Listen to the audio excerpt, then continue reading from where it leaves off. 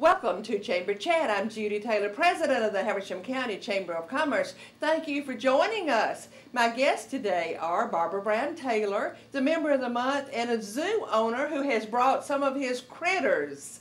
And my first guest today is Barbara Brown Taylor. Welcome, Barbara. Thank you, Judy. Thank you for being on Chamber Chat. I have been so excited about having you on Chamber Chat. And Barbara, you have just released your 13th book. Congratulations. Thank you. I hope it's not unlucky. Well, I had not even thought about that. But congratulations. I understand this book has already met with great success. It's including a feature in Time magazine, and it's already on the New York Times bestseller list. Between diet books, isn't that interesting? Yes, on the how-to advice list. That is right, but it's on there. That's true. It is on there. No complaining. What inspired the topic, learning to walk in the dark? I think moving to Habersham County had something to do with that. I came with a lot of teachings, both cultural and religious, about darkness being bad. And after I'd lived here about 6 months, I thought darkness is beautiful. So I revised my teachings around natural darkness, and that led me to explore other kinds of darkness as well. And I think I discovered they weren't as bad as I'd been taught either. So that was the impetus for the book. Great, great.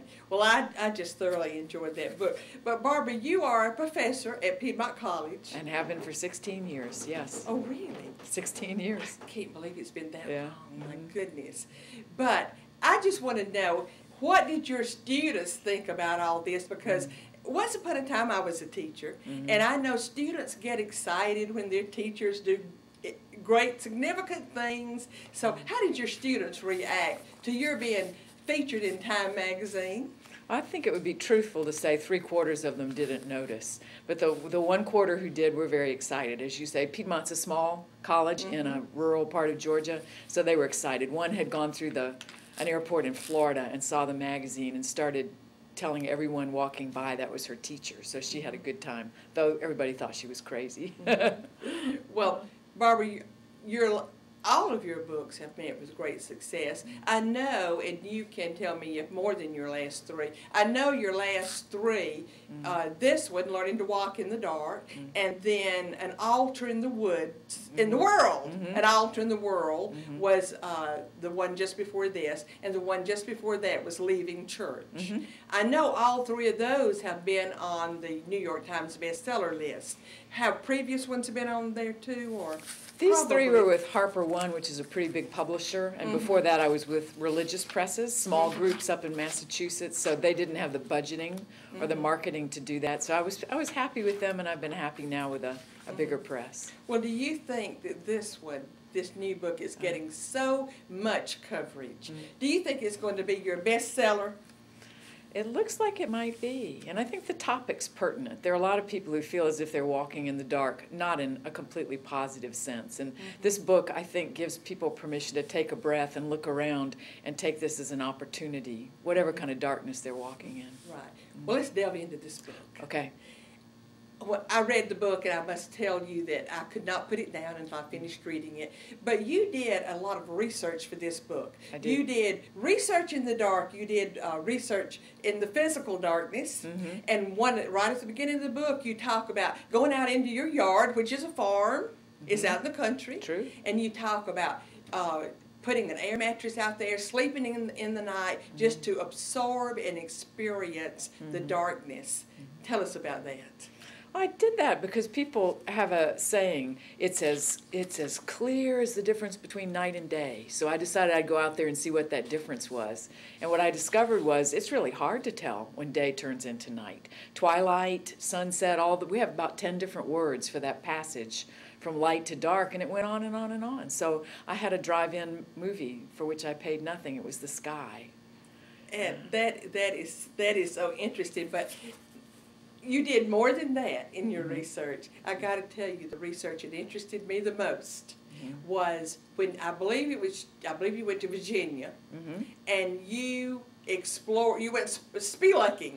I did. Or exploring some caves, and when you went to one of the caves, you went in. You had a guide, of course. I did. I would not have done it without him. Yes, I'm glad. Retired Presbyterian pastor, completely trustworthy. Yes, he and I believe his wife was with him too. Yeah, part of the time. But anyway, when you went into that cave, you all got deep into the cave where there were probably bats and maybe other critters, I'm not sure. And you would turn off your helmet lights and just sit there and just sit there in the dark. And it was total darkness. Total. Yes. And we went past the show cave, which is the lit part with handrails. This man who took me in had a key to an iron gate, very Harry Potter-like. And we went into the wild cave, where there are still passages no one has ever been in. So he knew what he was doing, but he took me into deeper and deeper into the cave, and as you say, we sat for 3 different times. Well, I want to know, Barbara, were you able to turn off your mind and your motor, so to speak, and did you get in touch with your inner self? Or I don't know what I got in touch with, but it was wonderful. What I got in touch with was I wasn't afraid. I thought I'd be very frightened. And instead, I know later you'll have a guest on with a young kangaroo, you know, who grew up in a pouch. I felt like the cave was sort of my pouch. It was warm and comforting, and nobody was going to sneak up on me, and I didn't have to worry about how I looked. It was really pretty relaxing and wonderful. Could you feel closer to God in there? Could you feel more spiritual in there? We have to talk for about 90 minutes about what we mean when we say God, but I certainly felt relaxed and with no distractions, and that's often a wonderful way to sink into whatever we mean when we say God. So I felt very safe and very calm. Barbara, the message that I took away from your book was embrace darkness and don't be afraid of it. That some people feel closer to God in the darkness or during dark times. Not just physical darkness, but during dark times in our lives. Is that the message that you intended for people to take away? I like the way you put it, because to embrace darkness is not to grit your teeth and get through it. I think there's some people, again, however they register darkness, they treat it like a test or a fever. It's to get through or to pass so that they can come out of it. But there's a lot to embrace in there. I think most people, if they thought about their lives, would say the most transformative moments were often in some of the darkest places. That's where they really found out who they were and what they were made of and what was trustworthy. So. Well, Barbara, I think there's one thing that we all know is that during the darkest moments of our lives that we pray the hardest. I do. When I'm scared, I pray the hardest, whether it's physical scaredness or just whatever's going on. And we ask for the most help. Yes, we're not reluctant to ask other people for help, and I think that's important too. Barbara, I cannot believe our time is over. I wish this interview could go on and on and on. And I know our audience is wishing the same thing. Well, maybe you will come back. Thank you, Judy. Thanks for having me this time. Thank you for being on Chamber Chat. Yeah. Please stay with us. We're going to take a short commercial break, and we will be right back. I remember the moment. I'll never forget that moment. That changed my life. At that moment, it hit me. This is why I joined the Guard. We're soldiers, always ready to protect our country. But we've also got communities. Family, friends, neighbors who count on us. I couldn't believe it. I just saved the life of somebody from my hometown. See what it means to be a citizen soldier at NationalGuard.com. Thank you for staying with us. Our next guest is the Chamber's June Member of the Month, Travis Halbrook with Chase Sanitation. Welcome, Travis. Thank you, Judy. Thank you for being on Chamber Chat, and congratulations on being the Chamber's Member of the Month. Thank you. It's an honor.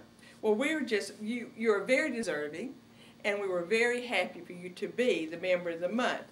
Travis, there's so many questions I want to ask you, but first is, did you start Chase Sanitation? We did. Tammy and I started it in 2008 here in Habersham County. Okay. Well, I know you're an entrepreneur. I know that you have other businesses besides that, but what made you decide to start that particular business, Chase Sanitation? Judy, we had just, of course, started into the recession, or was in the middle of the recession in 2008, and we were looking around for a business opportunity that we felt like could be started in that time frame and then could be grown and could be sustained through economic cycles. And when you look around, waste is always going to be a byproduct of our lives, no matter what we do. I'm afraid it is. And so we looked around, we saw an opportunity here in Habersham County. There are a lot of operators in Habersham County, but we didn't feel like there was much organization or growth among those. And so we just felt like it was a good opportunity. It was easy to get into, and we studied it for about a year and just decided it was a good business model. Well, you have certainly made a community business out of it. Travis, you're not just a trash pickup service, so to speak. You are into helping the community. You partner with the community in so many ways, but you're also into recycling. And we're going to talk more in just a second about recycling, but I want you to tell me, what is a recycling audit? An audit for recycling, basically it's a waste stream audit is what it is. We can come into either your home, or primarily they're for businesses that may want to figure out how they can be more sustainable or how they can have less impact on the environment. And so we would come in, we would look at a waste stream over a period of time, figure out what that waste stream is made up of and how those different components could be separated and managed better than landfilling. Well, I know that this is one reason now you're a member of the chamber. We had been wanting a long time to recycle, and we had not been recycling. And you came in and you said, well, you would help us with that. And you put the different recycle bins there. And now we have one for all of our little plastic bottles that we fill up every day. We have one for newspapers and different things. And now I feel almost as if I'm doing a service rather than just disposing of trash. Well, you know, different people recycle for different reasons. I'll tell you, ours is an economic reason. It's just, to us, it makes sense that if there's a value in a resource, that you seek that value out instead of landfilling it. We're not, you know, I'm not going to sit here and tell you we're environmentalists or that we believe we're destroying the earth by throwing things in the landfill. But if I had a dollar bill in my pocket, I wouldn't throw it in the trash. And everything in your stream has a value. And so that's why we do it. Different people do it for different reasons, but there are a lot of compelling reasons to recycle. Mm-hmm. Well, Travis, you do several different things. You recycle, you pick up trash, and so forth. Do you have price packages that you can offer your customers, or is everything one price? Well, residentially, which is our primary business, is residential. It's a fairly set price. It's a low price point item, so there's not a lot of fluctuation there. We do offer some discounts for quarterly service or annual service, but it's 5 to 10 cents. But for $20 a month, you can have your trash picked up every week, which today actually is, if you're going to take your trash off weekly, it's cheaper to use a service, whether it's ours or someone else's, than it is for you to personally take it to the landfill. And that's not adding any value for your time or gas, but just the actual cost of going is higher than the cost of a service. So. And of course the convenience of your business picking it up. But Travis, one thing that made the board, the chamber board, decide to make you member of the month is that you are so involved in the community. You are a partner in education, and I've forgotten what school it is. What school? Currently, we're only involved in Cornelia Elementary. At one time, we were in all 14 schools. Oh, really? We set up a recycling program, and we're involved in that. We'd love to get that started back, but just for some different reasons, it kind of ended a couple of years ago. But right now, we are an identified partner with Cornelia Elementary School. Well, I knew that you were a partner in education, and that you are so involved with the community, with the Raiders, the Habersham Central High School Raiders, and so forth. But there's something that I want you to talk about on this program, because we've just had Memorial Day, and I learned by looking at your website that you have a military and law enforcement discount, or maybe even free service for these people. So talk to our audience about that, about your military discounts and law enforcement discounts. Tammy's grandfather was a World War II veteran, and he lived with us until last year when he passed away at 93. Many people in the community know him. He worked at Zaxby's. He went by Pops. And just in his honor, when we started the company, we did set up a military discount. The free service that you speak of, we do offer free service to any World War II veteran.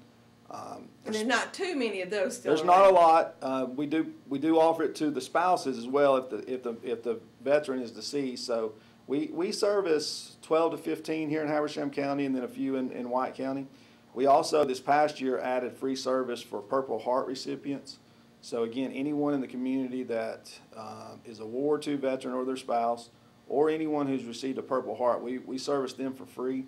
We also do offer a discount to active duty, both military and law enforcement, and that's it's about right now it's about a not quite a 50% discount, but it's pretty close, and we service a great number of those, and that's extended to all really first responders, whether it be EMTs, fire department, police officers, 911 operators. So we would love to service those folks. We know they work a lot and really don't make a lot of money. And then we also have a discount if a member of a family is deployed. For instance, we have a chamber member, Jason Smith, who's very active. He was deployed for about 18 months as a reservist, and so during any time of deployment, their service is $5 a month for their family that's still here. So we try to give back to those that make it possible for us to operate. So. And thank you for doing that, Travis. And those things, along with your helping the Chamber out with its recycling, are some of the reasons that you are the Chamber's Member of the Month, and you are a very deserving Member of the Month. Best of luck to you in your business, and again, thank you for being on today. Thank you, congratulations on being Member of the Month. Thank you, Judy. We're going to take another short commercial break, and we will be right back. Please stay with us. Hear from your doctors at Chestatee Regional Hospital. Any community that's growing like this community is needs a good medical facility for people to go to. We have an exceptional level of medical and surgical proficiencies in the area. You're going to get the same care here you would anywhere in the country. Chestatee does offer a very personal touch, and I think that's one of the greatest assets of the hospital. And it should be supported to help keep the community going. Thank you for staying with us. Our last guest today is Tom Bennett, and he owns the North Georgia Zoo and Farm. Welcome, Tom. All right, thank you for having us. Well, I really appreciate your being on here. I have been excited about having you with your critters on today. And did I say that right, North Georgia Zoo and Farm? Yeah, North Georgia Zoo and Petting Farm. We're a mixture of a zoo, and we're also an agricultural operation. So we do have lots of farm animals, sheep and goats and cows and things like that as well. Let's tell our audience where you're located, when you started that. Well, we are members of the Habersham Chamber, but we're actually located in White County, and we're just north of the high school off 129 in White County, and so we've been there for about 20 years. And everybody says, wow, there's a zoo in Cleveland. Well, we haven't been open to the public for 20 years. We've been there doing education and outreach and raising farm animals, and just recently have opened to the public on our facility. Did you start the zoo? My wife and I, we started doing education outreach with primarily reptiles, taking we rescue snakes and lizards, things that people didn't want, and taking them out to places on a donation basis and sharing them with people, and eventually the word got out and things started to grow, and now we're 25 staff members and 400 animals and having lots of fun. And you have both exotic animals and just plain farm or petting animals. Oh yeah, we have some animals you might consider pets, like chinchillas and ferrets and things like that. And then we've got the farm animals that I mentioned earlier. We don't have any of the big animals, no tigers or lions or giraffes or elephants. We focus on the up close and personal and interactive stuff people get nice and close to. Now you do have a petting zoo there, I believe. Yes, we do. We have a petting zoo where people can come, and we've got lots of babies on the ground right now, so baby goats and sheep, and people can come and help bottle feed the babies and pet the llamas and the donkeys and all that kind of fun stuff. Well, are your animals, are any of them kind of in some natural habitats, or are they mostly in We try to cages? keep them. We try to keep their enclosures as natural as possible, but they're not free range. We're not a a wildlife park that's a drive-through sort of thing. But they are in enclosures, and because our facility is so interactive and the animals are so friendly, you get nice and close to them and see them up close. So that's an advantage, one of the advantages of our zoo. Well, Tom, you brought some of your little fellas with you today. Introduce us to the person you have in your lap. Yeah, when I said thank you for having us here, I meant it. I'm not here alone, and this is Joy, and she is actually a wallaby. Now, we've been introducing her as a kangaroo, and she is a kangaroo, but she's also a wallaby. There's about 50 kinds of kangaroos, so it's kind of like when you said cat. You could be talking about a house cat or a lion or a tiger. Well, she is a type of kangaroo called a wallaby, and we have 5 different species of kangaroos. And Joy is about almost a year old. So as you can see, she's still hanging out in a pouch. She likes to travel, but she's pretty much big enough to be independent from mom. She was born at the zoo, but mom's back at the zoo. She is a marsupial, so of course she has a pouch. And she's a baby, so she doesn't have a baby in her pouch. But she is she's a marsupial and has that little pouch on her belly. And we'll get to this kangaroo will get about 2.5 to 3 feet tall, maximum. So. And you have her mother. Yeah, mom and dad are back at the zoo, and we right now have baby red kangaroos at the zoo that people can see, and we have Bennett wallabies, swamp wallabies, and there's a type of kangaroo called a betong that only gets about 10 inches tall. So full grown is smaller than this one. Well, something you were saying a few minutes ago was so interesting. You said that the gestation period for this little fella, and as a little girl, it is Joy, is only about, what did you say? 30 days. 30 days. And then they kind of complete that period in the mother's pouch. Yeah, they're not born in the pouch, but breeding to birth is only 30 days. They're born, they crawl into mom's pouch. They're only like the size of a jelly bean, like a lima bean or something. They're very small and very undeveloped. They would not survive at that age, but they crawl into the pouch, and the milk's in the pouch. And so they drink milk for 4 or 5 months without ever coming out. And when they're 5 months old or so, they'll start looking out of the pouch like this and kind of checking things out. And if they get scared, they hide back in the pouch, and then they'll start coming in and out of the pouch up until 10 or 12 months old. And about 10, 12 months old, they're too big for mom's pouch, and they're on their own. So. Well, Tom, I understand that you have so many activities there for children that now school's out for the summer, so you're having some summer camps, maybe day camps, and overnight camps. Yeah, we try to engage the community as much as we can and offer some things like camps, day camps for some of the kids. They can come out just for either a half day or full day and come out for the week, and if they're close enough, they can be dropped off. We do offer some overnight options as well. But this is basically the kids are shadowing our zookeepers and getting to see kind of behind the scenes and what's going on. And it's a lot of fun for the kids. So they get to see the dirty work as well as the fun work. Well, they get to see what the real zoo experience is about, and get being there with the zookeepers, they get the full effect of the real personal aspect of the animals. And when a family visits your zoo, that they maybe for a little extra fee or whatever, that child can have an encounter with an animal. Yeah, one of the major things we focus on in the zoo is up close personal interactions. We believe that the more people interact and feel connected to the animals, the more they're going to want to look into learning about them further and helping to figure out what it takes to protect these animals' habitats and their homes in the wild as well. So they can, we do kangaroo encounters, just like I'm cuddling with this little guy here. They can come and cuddle and get some pictures and get them out and let them hop around a little bit. And we have otter encounters, so people who it might be their life dream to actually interact with an otter can come in. We have Asian small-clawed otters and our foxes. Somebody came by this weekend and was like, foxes are my favorite, and we don't necessarily have them on the website. We do fox encounters, but they wanted to actually just spend 15 minutes personal one-on-one time with the fox. Tom, I understand you have another critter here today. It's I don't have to convince people to like kangaroos. They're cute, they're cuddly. Yes. This little guy, though, it gets a little bit different reaction. Right. Now tell us about him. This is Saul, and he is a young American alligator. Okay. Now, he is only about a year old. These guys can get 12 to 15 feet long. So he is just a baby. Is his mother with you? No, this one is likely a rescue. There's some states that they're still legal as pets. People will get them in pet stores, and so we find them needing rescues and in the pet trade occasionally. They're against the law in Georgia. You're not allowed to have them as pets, but occasionally they do show up. So this guy was not born at our zoo. But he'll be with us at our zoo for the rest of his life. We have one that's about 6 foot long, is the largest one we've got. But he is, of course, a carnivore, so very powerful jaws, even at this age. He has to eat on his own, and the day they hatch out of their egg, he's out there looking for food. So they have sharp little teeth, and even these guys, we can do encounters with the alligators. We have a reptile encounter where people can pet and get close to some of our scaly friends, which little boys love. So. Yeah. Well, quickly, Tom, tell us your hours that you're open, your days, and are you open every day? Or no, what?